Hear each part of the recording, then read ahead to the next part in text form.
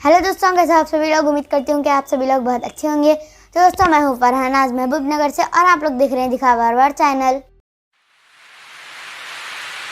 क्षेत्र के पूर्व रूसी मेयर मनालिस पिल्व की आत्मघाती बम हमले में मौत हो गई। रिपोर्ट के अनुसार पिलाव को एक महिला आत्मघाती हमलावर ने उड़ा दिया। यूक्रेन सुरक्षा सेवा (SBU) ने हत्या की। उन्होंने इस क्षेत्र में आतंकवादियों का सक्रिय रूप से समर्थन किया और स्वघोषित गणराज्य के विचारकों में से एक बन गए। रूसी नौसेना के उप कमांडर के पूर्व कमांडर, रूस के हीरो मेजर जनरल मखी गुटकोव का कुर्क क्षेत्र में निधन हो गया। प्रिमोर्स्की क्राई के गवर्नर ओलेग कात्सुयाको ने अपने टेलीग्राम चैनल पर इसकी सूचना दी। क्षेत्र के प्रमुख ने कहा कि मखी गुटकोव की मृत्यु एक अधिकारी के रूप में अपने साथी सैनिकों के साथ अपने कर्तव्य का पालन करते हुए हुई। कात्सुयाको व्यक्तिगत रूप से जनरल को जानते थे और उन्होंने कहा कि वो एक मजबूत इरादों वाले योद्धा थे। उसी समय नौसेना के उप कमांडर इन चीफ बनने के बाद गुटकोव ने मरीन पदों का दौरा करना बंद नहीं किया। गवर्नर के अनुसार गुटकोव के साथ उनके वफादार साथी अधिकारी नरिमन शिकालिव की मृत्यु हो गई। ए प्रिमोराई के अनुसार 1 जुलाई को फील्ड मुख्यालय पर यूक्रेनी सशस्त्र बलों द्वारा किए गए मिसाइल हमले में अधिकारी मारे गए। रूसी रक्षा मंत्रालय ने अभी तक इस जानकारी की आधिकारिक पुष्टि नहीं की है। 2025 के वसंत तक गुटकोव रूसी संघ के प्रशांत बेड़े के 155वें मरीन ब्रिगेड के कमांडर थे, जो विशेष गुटकोव को यूक्रेन के खिलाफ सैन्य कार्रवाई में बहादुरी के लिए पुरस्कार मिले थे और कीव ने उन पर युद्ध अपराधों का आरोप लगाया था। रूसी राष्ट्रपति व्लादिमीर पुतिन ने उन्हें मार्च में नौसेना का डिप्टी कमांडर इन चीफ नियुक्त किया था। क्रेमलिन की वेबसाइट पर एक बयान के अनुसार गुटकोव ने रूस के प्रशांत बेड़े के एक मरीन ब्रिगेड का नेतृत्व किया था, जो कुर्क में लड़ रहा था। कुर्क के कुछ हिस्सों को यूक्रेनी बलों ने अगस्त 2024 में एक आश्चर्यजनक हमले में जब्त कर लिया। शुरुआत में कहा कि उसने उन्हें वहां से खदेड़ दिया है।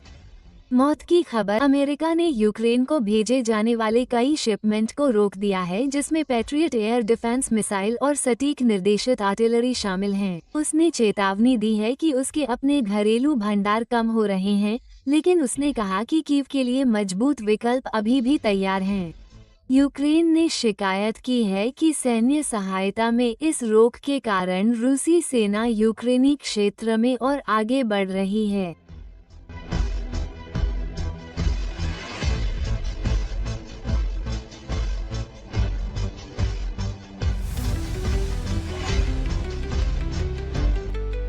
यूक्रेन ने 3 जुलाई की रात को रूस के लिपेट्स्क ओब्लास्ट में एनेरिया फैक्ट्री पर हमले की पुष्टि की। ये फैक्ट्री मिसाइलों और ड्रोन के लिए पुर्जे बनाती है, जिसमें इस्केंडर मिसाइल सिस्टम और क्रूज मिसाइलों के लिए बैटरी भी शामिल हैं।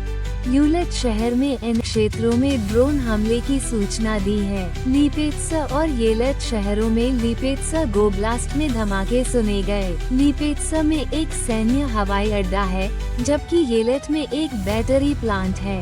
यूक्रेन के राष्ट्रीय सुरक्षा और रक्षा परिषद में काउंटर डिसइंफॉर्मेशन सेंटर के प्रमुख आंद्रे कोवोलेनो ने इस हमले की पुष्टि की है। उन्होंने एनरिया को रूस के लिए सबसे महत्वपूर्ण लक्ष्यों में से एक बताया है। कोवोलेनो के अनुसार ये प्लांट मिसाइल गाइडेंस और ग्लाइडर मॉड्यूल के लिए बैटरी बनाता है, जिसमें इस्केंडर सिस्टम और क्रूज मिसाइल शामिल हैं।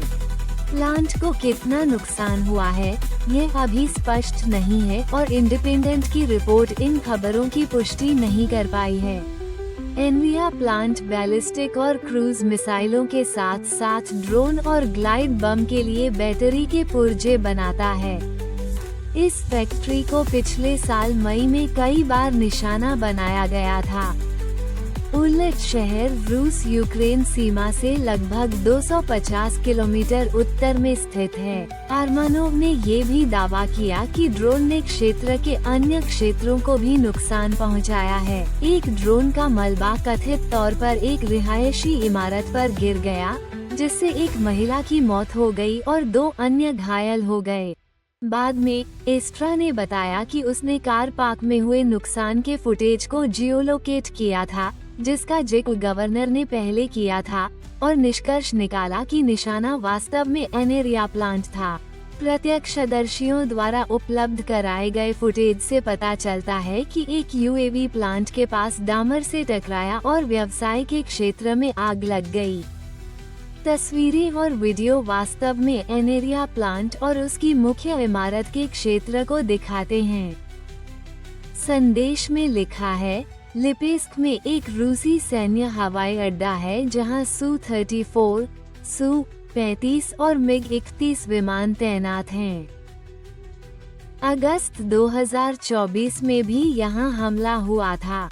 यूक्रेन के डेटलास्ट में रूस के कब्जे वाले शहर कस्क में भी रात में विस्फोट की सूचना मिली थी। रूसी टेलीग्राम चैनलों ने प्रत्यक्षदर्शियों के हवाले से दावा किया है कि एक मिसाइल ने रूसी गोला बारूद डिपो को निशाना बनाया होगा। शुरुआती धमाके के बाद कई राउंड के सेकेंडरी धमाके हुए। रिपोर्ट्स के अनुसार अस्त्र ने ये भी बताया कि रोसावित्सिया ने सरत ओब्लास्ट के सरताफ और टोम्बाफ ओब्लास्ट के टोम्बाफ हवाई अड्डों पर उड़ानों पर अस्थायी प्रतिबंध लगास्ट के कार्यवाहक गवर्नर इवान पव्लिसव ने हमले पर कोई टिप्पणी नहीं की, लेकिन कोटोवेस के शहर में एक सुविधा में आग लगने की सूचना दी, जिसमें 3 कर्मचारियों की मौत हो गई।